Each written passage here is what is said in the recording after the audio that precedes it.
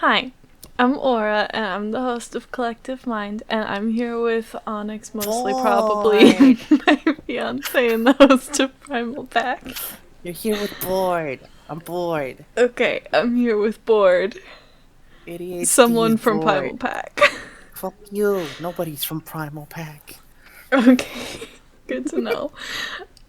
If you're not a member of our Patreon and you want to see bloopers, there have already been so many bloopers from just this video. So, there's a link in the description if you want to go check that out. But we are reacting to another Sandersides. This one is Selfishness versus Selflessness. And this is almost definitely going to be a two-parter one because it's the original video is 45 minutes long. And we will probably have a lot to say about it. So I'm expecting it to be two parts. Also, I do want to do a trigger warning for this one because there's some, religious, moral type guilt tripping in it. So keep that in mind if that would be triggering for you. And we have a lot of other Sandersides reactions if you want to watch one of those instead. So, if they religiously guilt trip, I'm gonna call them bullshit and stupid. It ends well, in my opinion. But it brings up and discusses and challenges some of those ideas, basically.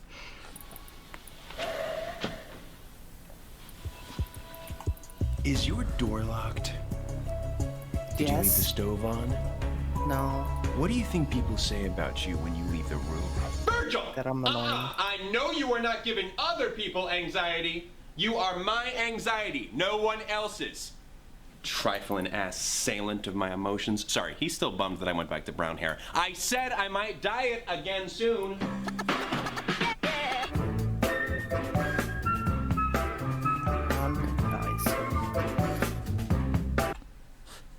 Hey. You know I can't cut that out, right? Why? Because your audio is the same as the video audio. I'd have to cut both out. Die from boredom? Better? Go far. Whoa! What is up, everybody? Guess who just got a callback for an Alfred Hitchcock Lucas movie?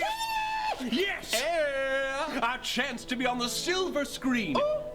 And step one on our path to a glorious EGOT. EGOT what now? He got a lot of trophies coming his way. My Cockney accent, in case the role requires that. I'm gonna do a handstand. That's what I'm gonna do.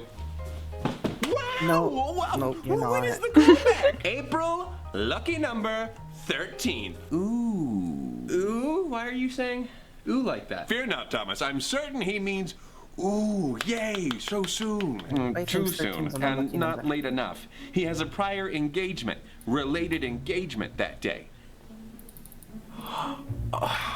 The wedding. Oh, come on. How is that already almost here? I can't miss that. Well, can you reschedule? What? What did I do? No, you didn't do anything. I was gonna say, I didn't do anything this time. It's a crowded front for us already. It's a definitely Anna and Jayden, but it feels more crowded than that. Natalie, maybe. Oh, Liz for sure. Interesting.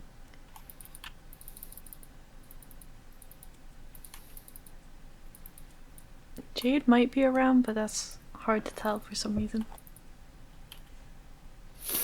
The comment that I was gonna make would be a spoiler. I'm gonna save it until later. Schedule the callback? Reschedule a callback? Oh, Patton, that's adorable. The callback date is inflexible. Same as the wedding date. Yeah. And Lee and Mary Lee really want you to be there. Yeah. And they've always been there for you when you needed them. Yeah. And you were really excited to go, too. Yeah. Speaking for someone is a disagreeable practice pattern. If Thomas would rather go to the wedding, then I, the brilliant Logan, think we should hear it straight from the horse's mouth. Thomas, the floor is yours. Wedding or callback? Straight from the horse's mouth? Indeed. Information obtained directly from its original source. I know that. But Logan would think that that meant a literal horse spoke it. And of course, a horse is not a good source of information, as humans have not yet developed a means of communication with horses. Oh, okay.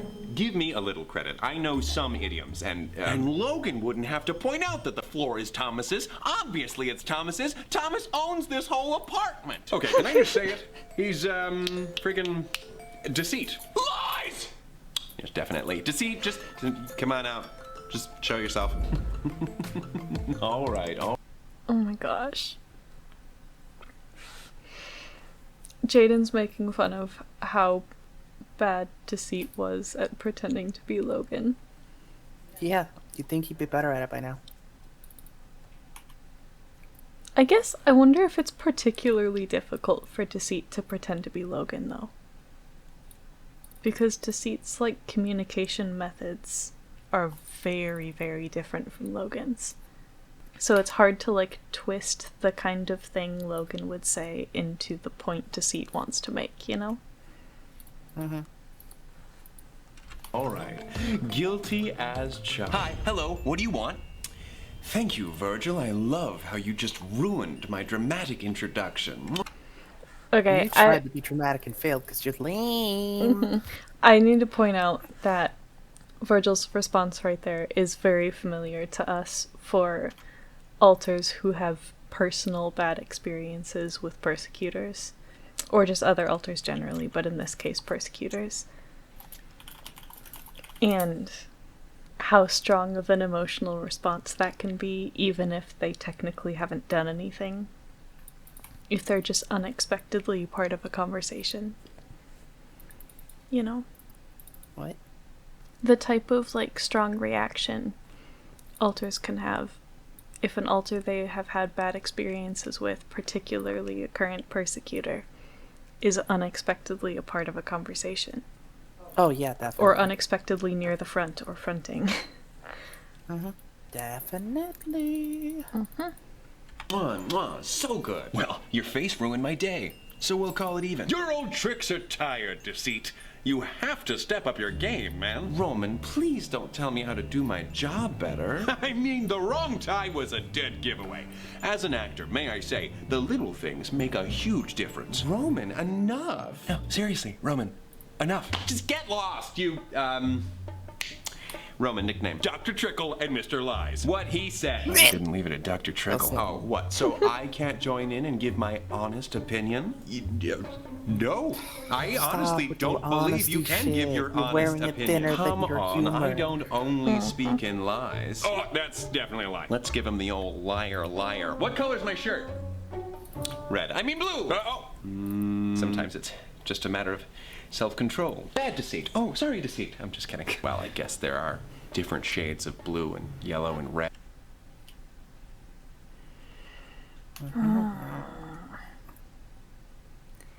That specific type of thing is also something that is very, very familiar for us with dealing with our persecutors. What? Is persecutors, like, making fun of the idea of, like, self-correction with behavior problems, you know? Mm-hmm. Just specifically mocking that. And mocking, like, the standards that they're being held to and stuff like that. Red in it, so it's not a good test to lead with. Okay, Thomas, even if he can tell the truth, that doesn't mean he can be trusted. You're right, Virgil's very right. You can't trust me. It's not like I'm trying to look out for you or anything. Yeah, when I think of trustworthiness, I immediately think of someone who consistently disguises themselves like a member of Team Rocket. Oh, and no one has ever done any good with dishonesty at someone else's expense. It was pretty despicable when the Allies misled the Germans about the date and location of their D-Day landings, an operation which led to the eventual liberation of Europe from Nazi control. All right, he can stay. Wait, seriously? Sounds like he's against Nazis, so why not hear him out, you know? That can't be the bar. Cannot be where the bar is. Well, the bar... That was so perfect. That was awesome. You're perfect. That made me really happy. You're happy. I'm bored. I'm having a lot of attention problems, if it wasn't clear. I can tell. Can you Yes. mix one of us? That also feels a little bit familiar, although the opposite extreme would be more familiar. But like a persecutor who seems to be illustrating that they are not like totally 100% bad, sometimes putting a little too much trust in them because they have shown that, but we tend to err on the opposite extreme more by default of waiting longer than might be necessary to get like lots and lots of proof, you know? bar for skipping unimportant opportunities should be higher than a social engagement. Come on, a wedding is more than just a social engagement. He knows that. Do you want the part in the movie or not? I mean, do you want the part or not? Of course he does. Well, Thomas made a commitment to be there for his friend's commitment. It would be wrong for him to go back on that. Wrong? Yeah. Yeah. Deceit, standing in the spot of one of my 4 best friends. Why would that be wrong? Because Thomas gave his word, but you wouldn't know anything about words, would you, mister? I don't know what you mean. Giving your word is an act of honesty between... What? I can't understand you. I don't know anything about words. That's fair. That's fair. You said it first. Yeah. But also, I think both extremes of this argument, for the most part, are fairly extreme. But, like, that so many of these things are contextual, and agreeing to something under certain conditions and then having those conditions dramatically change in the meantime complicates it a lot, you know? That just makes sense, though. All right, we got a smart aleck over here. Huh? I mean, things come up, you know? If Thomas's Aunt Patty were in the hospital, then he would get a free pass to miss the wedding. Why should it be any different when something good comes up? Are you seriously siding with deceit? Are you seriously so close-minded to think that everything said by someone you don't like is automatically untrue? This is a big deal for Thomas. This is another important point, though, is one of the problems with like having an all or nothing view on persecutors is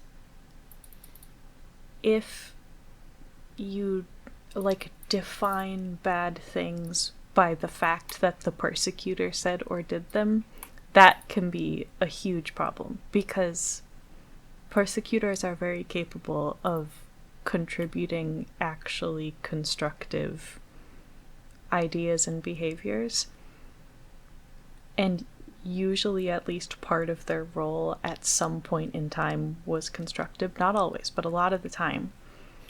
In some contexts, it's constructive, at least to an extent. And to have the idea that because they have been harmful or are harmful in other ways, that anything they say or do must be harmful because they said or did it is problematic, because it doesn't give them the opportunity to grow from that, but it also Gives them more power than they have inherently. yeah, it gives them power because they can use that mentality against you to suggest actually useful things that you then feel you can't do because they suggested them, you know? Maybe Mary and Lee will understand. It's actually Mary Lee and Lee, not confusing at all. Roman, this is their big day. We have to be there for them. We don't have to do anything, but if you think they'd be cross about your absence, I didn't mind Roman's little Aunt Patty in the hospital excuse. Oh, I mean, I wasn't... No, lying is already bad enough. Lying to a friend is out of the question. But what about us? What about us? Wow, guys, it's so cool how you never listen to Roman. Why is he still here? Why am I still here? Wow. I meant deceit. Whose underwear is this? I mean, it's not really hurting my friends if they think I'm gone for a better reason. Not hurting them. Better reason? H. Lucas, director of Psycho Godfather Wars. What is this wacky talk? You don't mean any of this. I'm your morality. I wouldn't be here if you did. Right. You're right. I don't mean that. And Roman, I thought That's you... not how morality works. Mm-hmm. Also, just because someone used to be a thing, that doesn't mean they still are, and you can't base everything off of what someone used to be. That's the whole, debate flaw thing of betting on someone's character. Everybody is subject to change, and it has been shown in the past that not everybody is 100% themselves all the time. Everybody has downtimes, especially when it comes to, humanity and emotions. Yeah. They are not constant. They are always in flux and can change at any point. So just because you have been right in the past does not mean you will always be right in the future. Yeah. And I, generally speaking, have a lot of issue overall with, the moral requirement of self-sacrifice that comes up in a lot of contexts. And sacrifice for sacrifice's sake, I think, is... I think there's a large gray area that could arguably be considered self-harm instead of self-sacrifice. And there is part of that gray area, too, where,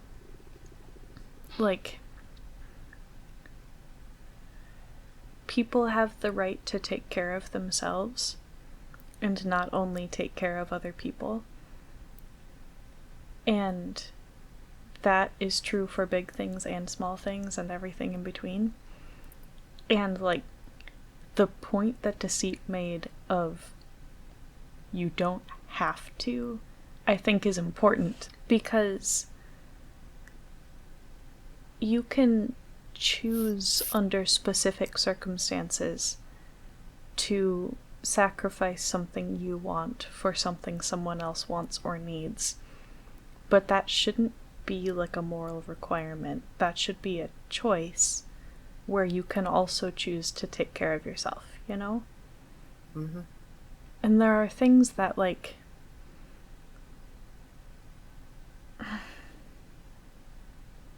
there are things that other people can't do for you that you have to do for yourself.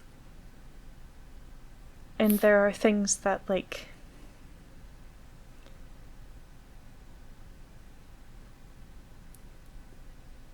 the argument that it's selfish to take care of yourself kind of requires the ideology that you don't deserve to be taken care of. Because if you deserve to be taken care of, but you're not allowed to be the one to take care of yourself, then you are expected to depend on other people to take care of you.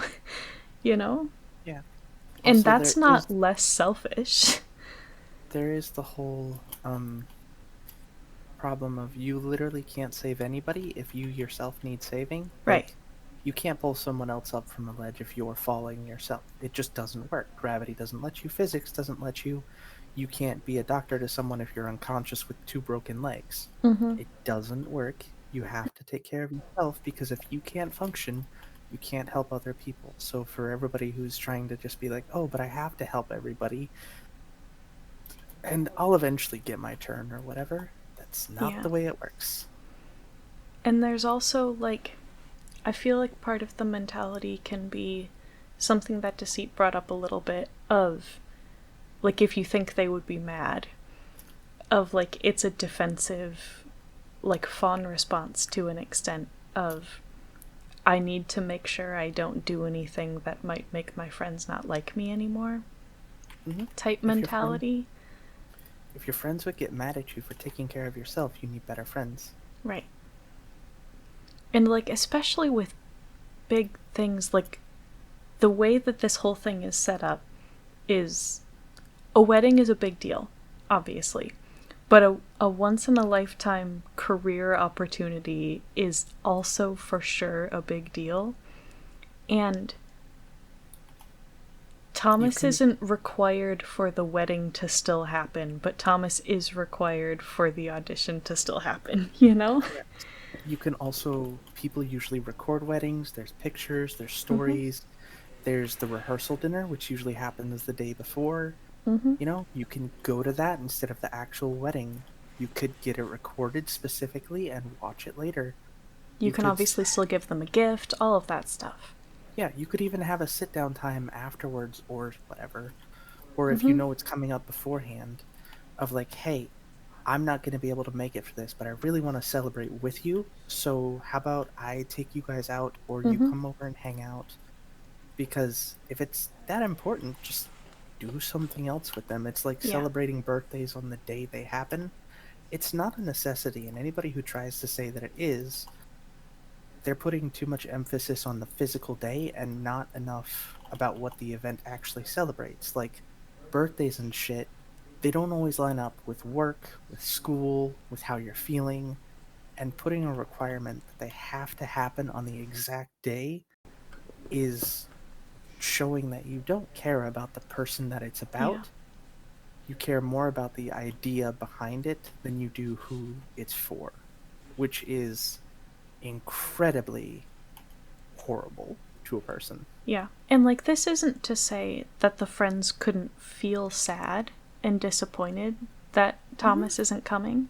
And, like, there's also things that, like, if someone in your life has a pattern of just, like, never showing up for you, that's also often, but not always, a sign of not a very good friend. But, like, generally speaking, if they're not meeting, like, your friendship needs and whatnot, like, they might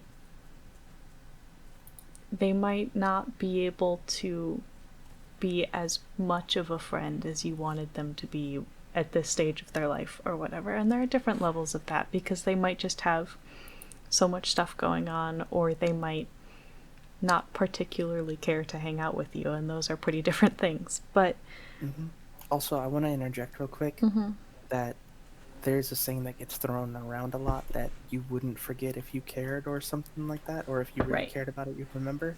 And that's utter bullshit. yeah. Like, everybody forgets at some point in their life some stuff. That's the way human memory works. It's not a perfect system. It's never been a perfect system, and it's not supposed to be.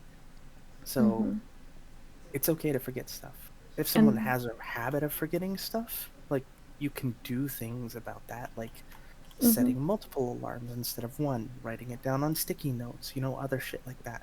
Yeah. I ask people to reach out to me if they haven't heard from me in a while and are wondering how I'm doing or want to talk or hang out or whatever, because I will not remember to do that vast majority of the time. I will not remember to give people life updates or anything like that. On the same note, though, it is not their responsibility to do True. that. But, because, like, all communication in every relationship is a two-way street. There needs to be some give and some take on both sides, because that's how you communicate, that's how you learn, and information passes. But I essentially communicated to them that just because I haven't reached out doesn't mean I don't want to talk to them. Because I didn't want them to be assuming if I wanted to talk, I would text them or whatever, you know?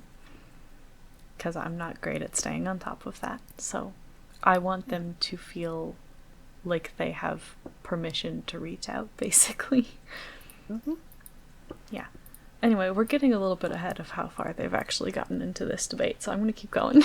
You fought for honor. Why are you pushing Thomas to be dishonest? Yeesh. I would have stayed in my room if I knew Dad was going to take us on a guilt trip. Do you know who else is here? Me. So perhaps Thomas isn't so innocent. Well, nobody's perfect. Nobody's nothing. Yeah, except for Thomas. He loves his friends. You can defend him all you like, but you can't change the facts. Oh my gosh. Is Thomas an innocent little lamb? Let's let them be the judge of that. Oh, I can do judging. We are back in the Mind Palace, and that means I can summon anything. I'm too emotional. Oh, you Sorry. fucker. Banana Laffy Taffy is the best. Sorry. It's Jayden. Sup, dude? I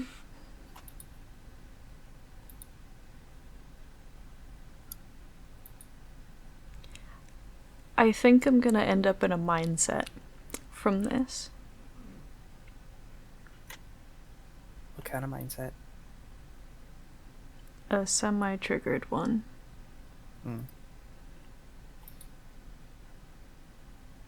Don't do that. Like a strict rule type mindset. A semi-Michael-esque mindset. Great. I want to bring that up now in case you see signs of it later. I have Oh already... no, I'll call you out on it. I've already primed you to call me out on it, so... Oh, I planned on it. Snake is also around, which is interesting. Sup, sandwich?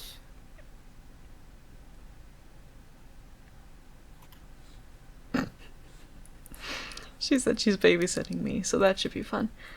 Oh, fun. I mean, you do need a babysitter sometimes. Thanks. Ooh, I sound weird. Snake is pretty close. Did they just slither up? The joke was right there. Just like Snake was. Uh-huh. Alright. Oh boy. The thing I'm hoping will not happen from this is triggering Rachel. Which is part of why there's so many people up here. If it does, it does. Yeah, I know. We'll handle it as it comes. Mm-hmm. And maybe Rachel needs to be triggered by it. Who knows? We have some stuff in place in case things occur. You're a thing. Thanks? I don't... If you haven't been paying Less attention than or haven't human, been got it. around, I am all over the place. I know. Alright. Let's do this thing. Emotionally unstable for jury duty. Can I be excused? Oh, come now, Virgil. Jury duty is so much fun. My butterfingers! Hopefully, he's Those were better not at Butterfingers. defending than he is at... What Yeah, the they fuck? They are. were Butterfingers! I hope so, too. How the hell did you do I'm that? a little confused as to what this is all about. Basically, Deceit is trying to prove that you care more about yourself than your friends. But don't worry, kiddo. We'll show him. Okay, cool. I mean, care you've about never both. steered me wrong before, right? Does everyone understand their parts? I broke my gavel. I don't care. Wonderful. Now, could we have the Honorable Justice Roman read off the charges, please? Oh, well, all right. The State of Thomas Sanders v. Thomas Sanders, in the name and by the authority of the State of Thomas Sanders, deceit, prosecuting for the State of Thomas Sanders under oath, information makes that Thomas Sanders, count 1, did unlawfully and rudely conspire to waive support of Lee and Mary Lee, who were then and there characterized as friends. Count 2, did unlawfully and with malice aforethought falsely impersonate a better person. Count 3, did unlawfully and surreptitiously prioritize his own desires and designs. Count 4, did willfully and without authorization engage in a scheme to defraud Lee and Mary Lee. Count 5, did leave his dirty underwear all over the gosh darn floor like a gosh darn animal. I'm sorry. What was that last one? Yeah, the underwear couldn't be Thomas's. He would never. Objection! I can confirm that Thomas does leave his filthy underwear on the floor after tearing them off the moment his guests leave the house. That's true. Objection. Judges don't object. Objection. Neither can the jury. Well, that settles it. Thomas is guilty.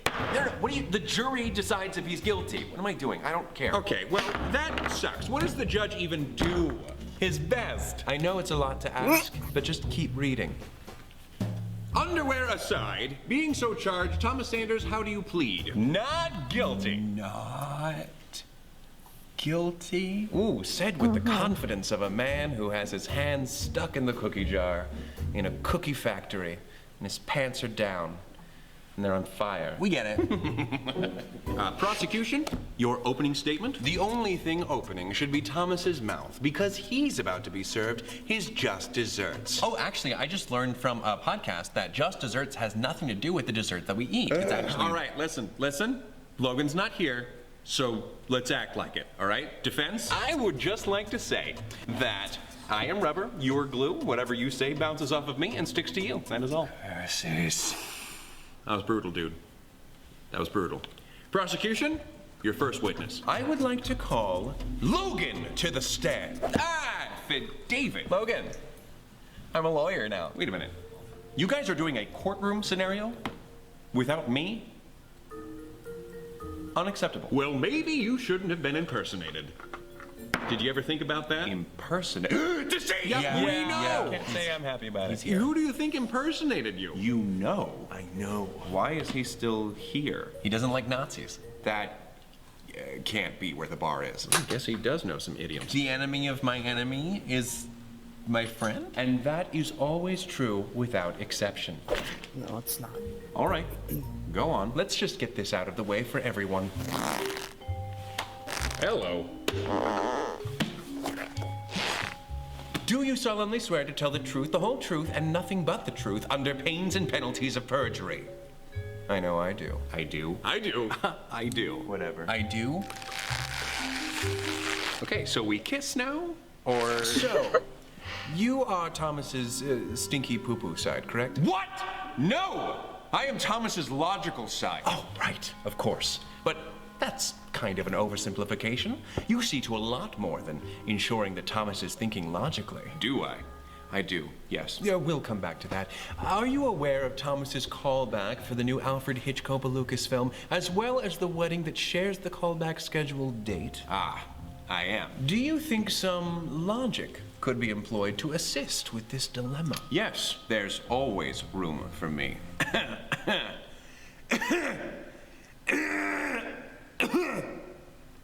Sorry, there was something in my throat there. I know, that's what I said. But What? They're mocking me. No. I was just thinking that that was pretty ironic, though. Something I do find interesting is something Deceit is particularly good at is knowing the ways people lie to themselves about themselves. And so it is very, very easy for him to target the areas that Logan is very sensitive and to make him angry immediately because he doesn't believe himself to be capable of anger or any other non-logical feelings. Mm-hmm. Yeah. But Patton insisted we leave you alone. Objection! Misleading the witness! I'm gonna allow it. Why? I mean, did you see Logan's face? All right, you're right. No lying, Deceit. Come on, even if it's funny, don't. I might. Don't do it. Apologies. So, Logan, what does logic have to say on this matter? Well, Thomas has more to lose if he misses the wedding. What? How? Up until very recently, this callback didn't even exist to Thomas. Therefore, missing this opportunity is akin to him never having gotten the callback in the first place. There's no real impact. I find that Thomas winning the callback, is that how that should be phrased? Yes. Thomas winning the callback is highly improbable. What does he lose if he misses the wedding? Potentially his friends? I found that Thomas's friends mean a great deal to him. Sure, but what are your thoughts on the matter? Well, Thomas has several friends, and they all tend to distract him from his responsibilities, so perhaps two less isn't so bad. I feel like which event could cost us more to miss is a less interesting question than which event has more to offer us, don't you? I don't feel anything. Oh, of course you don't. That said, the callback has more to offer. The only thing the wedding has to offer Thomas is a potential increase in depression. Whereas this film could radically shift Thomas's trajectory in life. A huge reward from an opportunity that, statistically, Thomas won't get again. Not with legendary auteur Alfred Hitchcock-Lucas as the director. And if you want to talk statistics, half of all marriages end in divorce, so... Actually, that's an outdated statistic. Divorce rates have been declining for the past 35 years. Earlier, you mentioned that you have responsibilities other than Thomas's logical thinking. Would you please name a few for the court? Let's see. I am the primary overseer of Thomas's Language Center. I am the director of activities for Thomas's right arm. Just the right? The left arm is managed by Roman. Roman! It's real mature, Your Honor. It was Exhibit B for bird, after Exhibit A for, hey, look at this, nerd. Looks like I'm guilty of arson, because I burned you. There's also my passion project. The development of a life management system in order to form a more productive, punctual Thomas. You ensure that Thomas is punctual? I make an effort. I keep a daily planner and a calendar, both of which are used to record important events. How's that working out for you? It isn't. Do you recall when Thomas was informed about the wedding thing? I do. It was 6 months, 4 days, 3 hours, and 1 minute ago. So he's known for a while. And when did Thomas hear about this callback? 2 hours, 15 minutes, 45 seconds, 46 seconds, 47 seconds. Today! Today. Good, good. For the record of the court, what day is the wedding? It was April 13th. And would you mind sharing with the court what you have scheduled in your calendar for that day? Not at all. Uh-oh. Where's the wedding? Look, he tampered with the evidence. Objection! That is bad for my case. Patton, I hate to break it to you, but you know that's kind of his job. I didn't think that would work, and it didn't. I can't believe you're letting Patton be one of the lawyers. He doesn't even know the rules. I know the rules, and it looks like it's time for us to make a plea bargain. What does that mean, Patton? He's not wrong. I just realized something interesting that I don't remember us thinking about before. But there is some overlap that we can see between basically any two of the sides and what they represent and what they do. But we hadn't really seen much overlap between Logan and Patton specifically, but they are both to an extent in charge of the rules, just in different ways. I hadn't thought about it like that. I don't They both understand. kind of make the rules for Thomas. What do you mean? Patton does it on like the morality side of things, and Logan does it on the structural, like efficiency, etc. side of things. I wouldn't say they make the rules, I say they make the guidelines. Because I feel like there's not strict rules for it. Just They more have so- both been calling them rules, so that's why I used that word. But yeah. I think Logan is about as strict as he can be with his rules without being a persecutor, and that Patton is a lot stricter than a lot of people would expect from his personality, because he feels very strongly about right and wrong, and he has pretty absolute ideas of what's right and what's wrong. Yeah, but his absolutes are open to interpretation given some good logical argument or reasoning. Yeah, at times. I don't think he's absolute in every sense. I would agree with that. I think at times he is pretty much absolute, though, even when presented with arguments. And that it depends a lot to who is presenting the argument. He doesn't really accept arguments from deceit. More? Oh, no, thank you. Please change the calendar. Objection, I'm sorry, but that's bribing the witness. And harmful for your teeth. Oh, no, I wasn't trying to do that. I was just trying to, sweeten the deal. Wow, Thomas, it seems these days your moral compass is pointed south. Towards hell. Oh, Lemony Cricket and Jiminy Snicket. That one was just hurtful. He's clearly manipulating the witness into doing what he thinks is best. Wait a minute, who was it that was called a Scooby-Doo villain for doing the exact same thing? Oh yeah, it was me, disguised as Patton. So he didn't want to play by the rules of your game. Big deal. This whole thing's probably rigged anyway. It was set up by a liar. Takes a liar to know a liar. Ooh, this guy's good. He just said he was a liar. I didn't say liar, I said lawyer.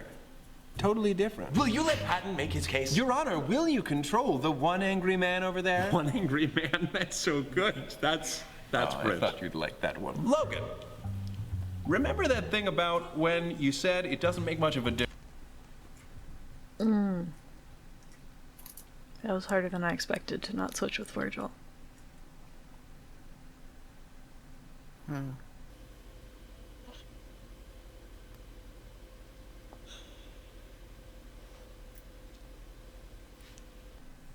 Virgil, as in like the character from the episode, not as in our fictive of Virgil, but Virgil in this episode in particular seems very triggered to us. And he seems pretty triggered whenever deceit is involved. And there seems to be some personal history there.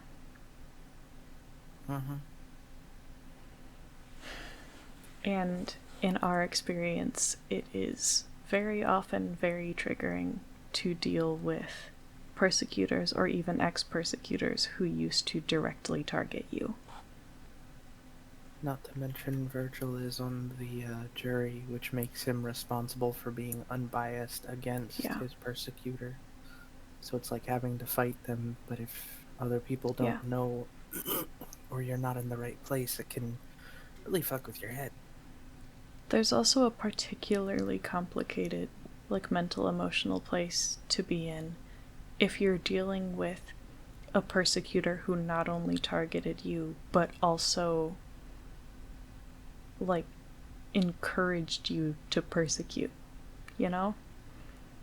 If you're dealing with a persecutor who hurt you and made you hurt others. Or encouraged you to do that, or convinced you that that was who you are, or whatever version of that.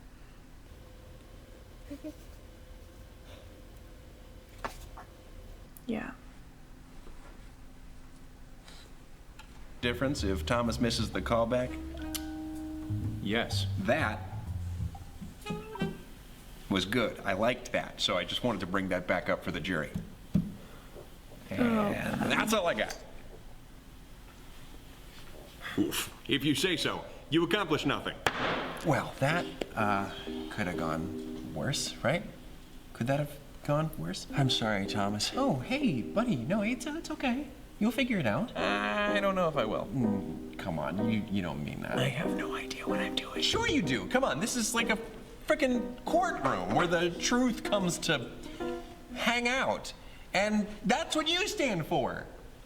Truth. But I don't know what's true at this point. I just know what I want to be true.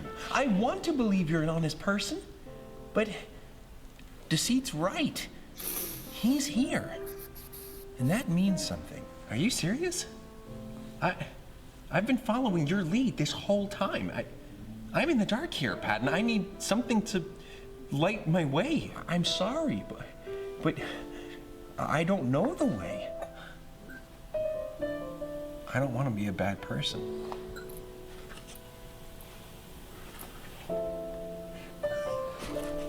Okay, then I'll do whatever I can to make sure you're not.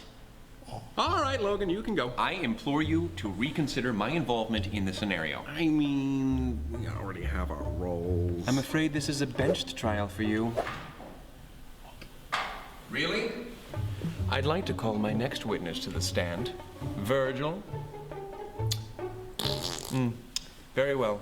You don't usually have anything helpful to add anyway. Okay. Ask me your questions. You are in control of Thomas's fears, are you not? Oh my God.